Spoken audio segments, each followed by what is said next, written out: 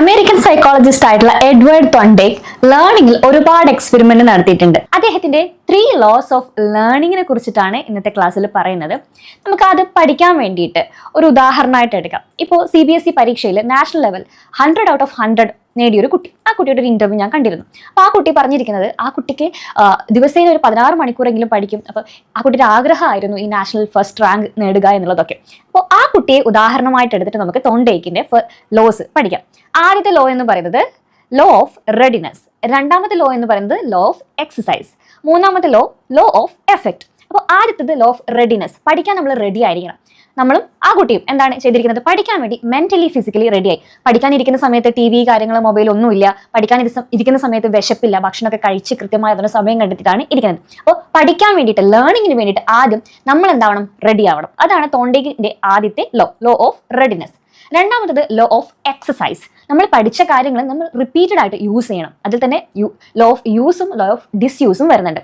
നമ്മൾ എത്രമാത്രം പഠിച്ച കാര്യങ്ങൾ എഴുതി പഠിക്കുന്നു, വീണ്ടും വായിച്ചു പഠിക്കുന്നു, അങ്ങനെ റിപ്പീറ്റഡ് ആയിട്ട് നമ്മൾ ഒരു കാര്യത്തിന് വേണ്ടി ശ്രമിക്കുമ്പോൾ അത് നമുക്ക് ഫലം തരും. ഇപ്പൊ നിങ്ങൾ നല്ല രീതിയിൽ ഗിറ്റാർ വായിക്കാൻ പഠിക്കുന്ന ഒരു കുട്ടിയാണെന്ന് വിചാരിക്കും. ആദ്യത്തെ ക്ലാസ്സിലൊക്കെ പോകുമ്പോൾ നല്ല രീതിയിൽ വായിക്കാൻ പറ്റില്ല, പക്ഷെ വീട്ടിലെത്തി പ്രാക്ടീസ് ചെയ്ത് അടുത്ത ക്ലാസ്സിലേക്ക് പോകുമ്പോൾ നല്ല രീതിയിൽ റിസൾട്ട് ഉണ്ടാവും. ഇപ്പൊ ടൈപ്പ് ചെയ്യാൻ പഠിക്കുന്ന ആൾക്കാർ അവർ എത്രത്തോളം സമയം അതിനു വേണ്ടി ടൈപ്പ് ചെയ്ത് പഠിക്കുന്നോ അതിലൊരു റിസൾട്ട് ഉണ്ടാവും. ഏത് മേഖലയാണെങ്കിലും അങ്ങനെ തന്നെയാണ്. നമ്മൾ എത്രത്തോളം നമ്മളായിട്ട് പ്രാക്ടീസ് ചെയ്യുന്നോ നമ്മൾക്ക് അതിന്റെ ഒരു വിജയ ശതമാനം കൂടുതലായിരിക്കും. അതാണ് ലോ ഓഫ് എക്സസൈസ്. അപ്പം ഞാൻ നേരത്തെ പറഞ്ഞ പോലെ നമ്മുടെ ഉദാഹരണമായിട്ടുള്ള ഒരു object CBSE first rank holder ആണെങ്കിലും 16 മണിക്കൂറാണ് ഒരു ദിവസം സ്കൂളിലെ പഠനവും കഴിഞ്ഞിട്ട് വീട്ടിലെത്തിയിട്ടും ആ കുട്ടി പഠിക്കുന്നുണ്ട്. അപ്പോൾ 24 മണിക്കൂറിൽ ഒരു ദിവസം 16 മണിക്കൂറോളം പഠിക്കുന്നു എന്ന് പറഞ്ഞു കഴിഞ്ഞാൽ ആ ഒരു ഫീൽഡിനോട് ആ കുട്ടി കാണിച്ചിട്ടുള്ള താല്പര്യവും ആ കുട്ടിയുടെ വില്ലിങ്നെസ്സും വളരെ കൂടുതലാണ്. അപ്പോൾ ലോ ഓഫ് റെഡിനെസ്സും ലോ ഓഫ് എക്സസൈസും പറഞ്ഞു. ഇനി ലോ ഓഫ് എഫക്റ്റ്, നമ്മളുടെ ഔട്ട്കം നമ്മൾക്ക് സാറ്റിസ്ഫൈ ചെയ്യുന്നുണ്ടെങ്കിൽ നമ്മൾ ഏതൊരു കാര്യത്തിനും മുന്നിട്ടിറങ്ങാൻ വേണ്ടിയിട്ട് നല്ല ആവേശമായിരിക്കും അല്ലേ. നമ്മളുടെ ഔട്ട്കം നമ്മൾ സാറ്റിസ്ഫൈ ചെയ്യുന്നില്ലെങ്കിൽ നമ്മളതിന് മടുപ്പ് കാണിക്കും. അത് തന്നെയാണ് ഈ കിട്ടാത്ത മുന്തിരി പുളിക്കും എന്ന് പറയുന്നത്. കുറുക്കൻ ഒരുപാട് തവണ മുന്തിരിക്ക് വേണ്ടി ചാടി, പക്ഷേ മുന്തിരി കിട്ടിയില്ല. അപ്പൊ എന്ത് പറഞ്ഞു, കൊള്ളൂല, അതിന്റെ ഔട്ട്കം സാറ്റിസ്ഫാക്ടറി ആയിരുന്നില്ല.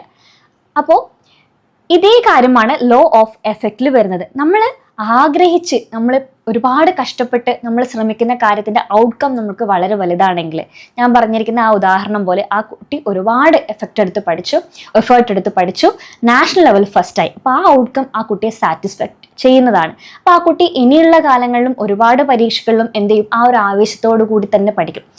So low of readiness, law of exercise, law of effect, ഇത് മൂന്നും ലേണിംഗ് തിയറിയുമായി ബന്ധപ്പെട്ട തോണ്ടേക്ക് ഫോർമുലേറ്റ് ചെയ്ത ലോസ് ആണ്.